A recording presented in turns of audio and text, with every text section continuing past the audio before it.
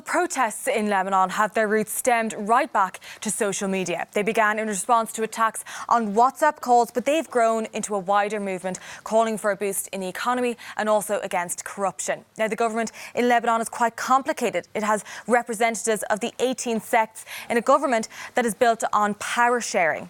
But what we have seen over the past week or so is social media playing this key role. Hashtags in support of the government, but also in support of the protesters. Let's just take a closer look. We've translated these.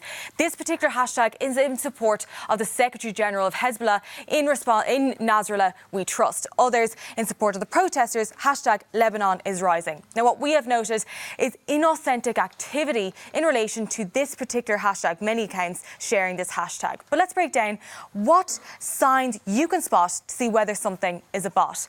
Well, one of them is whether the account is new. In this case, October 2019. You can look at past tweeting behaviour, whether this account only began tweeting in the last month and to what they are tweeting. A repetitive message, for example, for example, in response to the recent protests. You can look at a Twitter handle, whether this Twitter handle has a series of numbers on it, but also the frequency of posting. A lot of these different Twitter handles posting significantly in the last number of days. What we then did was we ran these accounts that we thought had bot-like features through something called a botometer. Now, this is made by Indiana University and it sees whether an account has bot-like symptoms. Now, we spoke to one of the people who created this botometer. His name is Phil Menzer, and he said that there are complications to this. Let's just take a listen.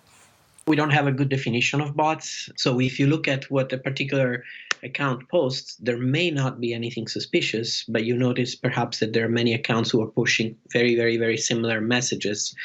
In other cases, these bots use a lot of automation, for example, tweet at very high rates or have unlikely, ratios of followers and friends. So sometimes it's easy to tell and sometimes it's difficult, but it's almost impossible to be certain.